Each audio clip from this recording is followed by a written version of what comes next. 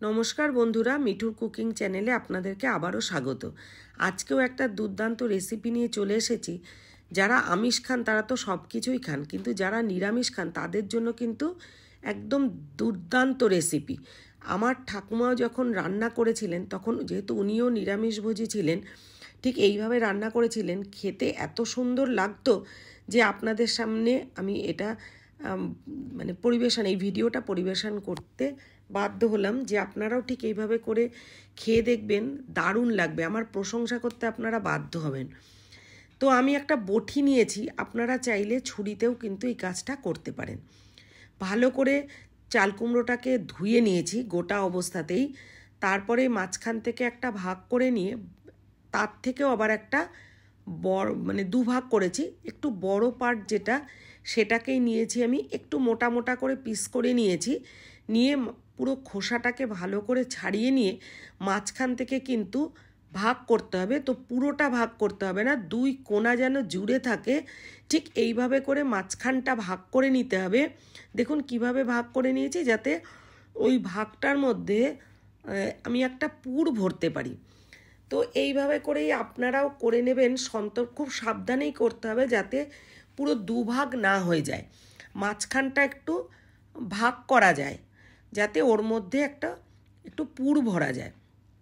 দেখুন ঠিক এইভাবে করে ভাগ করে করে করে নেবেন। তো আপনাদের যে কটা পিস লাগবে আর কি, ফ্যামিলি মেম্বার অনুযায়ী করবেন। আমার যে কটা পিস লেগেছে আমি সে কটাই করেছি। তো এইভাবে করে প্রথমে চাল কুমড়োগুলোকে ছাড়িয়ে ভাগ করে নিতে হবে অর্ধেক করে।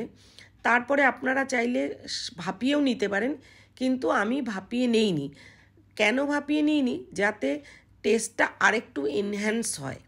আমি ভালো করে ওরকমভাবে কেটে ছাড়িয়ে নিয়ে লবণ, হলুদ, লঙ্কার গুঁড়ো আর একটু মিষ্টি মাখিয়ে নিয়েছি। প্রথমে একটা স্টেনারের ওপর রেখে এই লবণ হলুদগুলো ছড়িয়ে দিয়ে তারপরে প্রথমে একটু ঝাঁকিয়ে নিয়ে তারপরে হাত দিয়ে ভালো করে পুরো প্রত্যেকটা চাল কুমড়োর গায়ে হাত দিয়ে খুব সুন্দর করে মাখিয়ে নিয়ে আমি কিন্তু স্টেনারটার নিচে একটা বাটি রেখেছি, কারণ যখনই লবণ মাখাবেন তারপরে কিন্তু বেশ কিছুটা জল বেরিয়ে যাবে আর এই চাল কুমড়োটা অনেকটা নরম হয়ে যাবে। তো এর জন্য এইভাবে লবণ হলুদটা মাখিয়ে নিয়ে আমি ঢাকা দিয়ে রেখে দিয়েছিলাম 30 মিনিট। ঢাকা দিয়ে এবারে আমি পুর বানিয়ে নেব। একটা নারকেল নিয়ে মাঝখান থেকে ভাগ করে নিয়েছি। সেই একটা ভাগকে আমি ভালো পিস পিস করে তুলে নিয়ে পেছনের যে ব্রাউন পার্টটা ওটা ফেলে দিয়ে মিক্সির বোলের মধ্যে নিয়ে নিয়েছি। আপনারা চাইলে নারকেলটা কুড়িয়েও নিতে পারেন। এরপরে দুটো কাঁচা লঙ্কা দিয়েছি। আপনারা যেরকম ঝাল খাবেন ঠিক তেমনই লঙ্কাটা দেবেন। 3 চামচ পোস্ত নিয়েছি, 2 চামচ সাদা সর্ষে, 1 চামচ কালো সর্ষে আর 2 চামচ সাদা তিল নিয়েছি। সাদা তিল কিন্তু শরীরের জন্য ভীষণ ভালো খাওয়া। তো এইবারে শুকনো উপকরণগুলো ঘুরিয়ে নেব মিক্সিতে। তার আগে স্বাদমতো লবণ, একটু হলুদ আর 1 চামচ মিষ্টি দেব। আমি এখানে গুড়ের গুঁড়ো ইউজ করেছি। শুকনো ঘুরিয়ে নেওয়ার পর জলটা দিলে পেস্টটা খুব স্মুথ হবে। আর জলটা এত বেশি দেবেন না যেটাতে একদম পুরো পাতলা হয়ে যায়। অল্প করে জল দিয়েই মিক্স করতে হবে, যাতে একটু থিক থাকে ব্যাটারটা। এরপরে চাল কুমড়োগুলোকে নিয়ে মাঝখানটাকে ফাঁকা করে ওর মধ্যে কিন্তু পুরটা ভরে দিতে হবে। এই পুরটাকে আপনারা চাইলে একটু তেলের মধ্যে টেলেও নিতে পারেন, কিন্তু আমি যেহেতু চাল কুমড়োটাকে সেদ্ধও করিনি, একটু নরম করে নিয়েছিলাম আর পুরটাকে একটু থিক করে পেস্ট করেছি, ওই জন্য আমি আর কড়াইতে টেলে নিইনি। এটার কিন্তু টেস্ট আলাদা। তো এইভাবে পুর ভরে প্রত্যেকটা চাল কুমড়ো আগে পুর ভরে রেডি করে নিয়েছি। তো আপনারা এতদিন পর্যন্ত আমাকে যারা যারা সাপোর্ট করেছেন, আমার পাশে আছেন, তাদেরকে অসংখ্য অসংখ্য ধন্যবাদ। যারা চ্যানেলটাকে সাবস্ক্রাইব করেছেন তাদেরকে অসংখ্য ধন্যবাদ।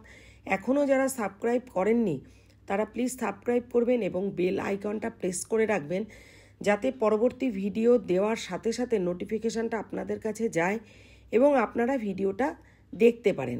দেখে কমেন্ট করে জানাতে ভুলবেন না কেমন লাগলো। আর কোথাও যদি আপনাদের মনে হয় যে এটা এইভাবে করলে ভালো হতো, সেটাও আমাকে কমেন্ট করে জানাবেন। আমি চেষ্টা করব সেইভাবেও আপনাদের মতো করে করে খেয়ে দেখার জন্য। তো এরকম প্রত্যেকটা চাল কুমড়ো দেখুন এইভাবে পুর ভরে ভরে রেডি করে রেখে দিয়েছি। এরপর যাব একটা ব্যাটার বানানোর জন্য। ঠিক এইভাবে করে তৈরি করে একটা প্লেটে রেখে সাইডে রেখে দিয়েছি। এরপর একটা বাটি নিয়ে নিয়েছি, বাটিটার মধ্যে আমি একটা ব্যাটার তৈরি করব। বাটির মধ্যে নিয়ে নিয়েছি 3 চামচ চালের গুঁড়ো। আপনারা চাইলে রাত্রিবেলা চাল ভিজিয়ে রেখে পরের দিন বেটেও নিতে পারেন। যেহেতু আমার কাছে গোবিন্দভোগ চালের গুঁড়ো ছিল, আমি 3 টেবিল স্পুন চালের গুঁড়ো নিয়েছি আর 2 টেবিল স্পুন নিয়েছি কর্নফ্লাওয়ার। কর্নফ্লাওয়ার নেওয়ার পরে হলুদ দিয়েছি, স্বাদ মতো লবণ, আর দিয়েছি লঙ্কার গুঁড়ো, আর একটু মিষ্টির জন্য দিলাম গুড়ের ডাস্ট। কালো জিরে দিয়েছি ছোটো চামচের 1 চামচ। শুকনো উপকরণগুলো প্রথমে ভালো করে মিশিয়ে নিয়েছি। নেওয়ার পর এর মধ্যে অল্প করে সর্ষের তেল দিয়ে দেবো, 1 টিস্পুন মতন সর্ষের তেল দিয়েছি, দিয়ে ভালো করে মিশিয়ে নিয়েছি। নেওয়ার পর অল্প অল্প করে জল দিয়ে কিন্তু ব্যাটারটা তৈরি করতে হবে। খুব পাতলা যেন ব্যাটার না হয়, আর খুব থিকও যেন না হয়, তাহলে কিন্তু ভাজতে গেলে ঠিক চাল কুমড়োর গায়ে ঠিকঠাক লাগবে না। হয় চাল কুমড়োর গায়ে মোটা একটা পুর হয়ে যাবে, বা মোটেই লাগবে না ব্যাটারটা। তার জন্য দেখুন আমি কিভাবে করেছি, ঠিক হাতে করে তুলে দেখিয়ে দিচ্ছি আমি কিভাবে করেছি। ব্যাটারটা কতটা পাতলা রেখেছি দেখুন, ঠিক এইভাবে তৈরি করবেন, না ঘন না পাতলা। আর ভালো করে ফেটিয়ে নিতে হবে কিছুক্ষণ, তাহলে কিন্তু ব্যাটারটা খুব সুন্দর হবে।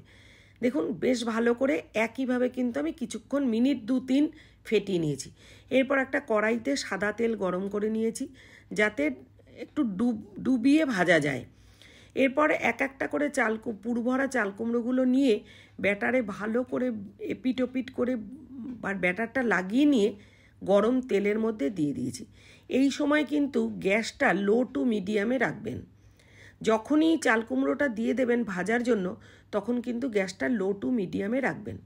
এরপর এপিট ওপিট উল্টে ভেজে নিয়েছি। আরও আরেকটা চাল কুমড়োর পিস আমি দিয়ে দেব, দিয়ে গ্যাসটা কিন্তু সিম করে দেবেন একেবারেই, আর ঢাকা দিয়ে দিয়ে ভাজবেন। তাহলে চাল কুমড়োটাও খুব সুন্দর সেদ্ধ হবে, আর পুরটাও কিন্তু ওর মধ্যে দিয়ে বেরোবে না, ওর মধ্যে পুরটাও থাকবে। দুর্দান্ত খেতে হয়েছিল। আপনারা ঠিক এই প্রসিডিওর ফলো করে বানিয়ে খেয়ে দেখুন, এবং আমাকে জানাতে ভুলবেন না আপনাদের কেমন লেগেছে। এই রেসিপিটা করলে মাছ মাংস একেবারে যারা খান তারাও ভুলে যাবেন, আর নিরামিষ যারা খান তাদের জন্য কিন্তু দুর্দান্ত একটা রেসিপি। তো এই একই প্রসিডিওরে ঠিক এই প্রসিডিওরটা মেনটেন করে আপনারা এইভাবে রান্না করে খেয়ে দেখবেন, কেমন লাগলো জানাতে ভুলবেন না। আর যাদের দেখে ভালো লেগেছে তারাও কিন্তু কমেন্ট করে জানাতে ভুলবেন না। তো এই এতক্ষণ ধৈর্য ধরে আমার ভিডিওটা দেখার জন্য আর আমার সাথে থাকার জন্য অসংখ্য অসংখ্য ধন্যবাদ। এইভাবে করে রান্না করুন, আর গরম ভাত কাউকে কোনো গেস্টকে দেবেন, সেও কিন্তু খুশি হবে। তো থ্যাঙ্কস ফর ওয়াচিং।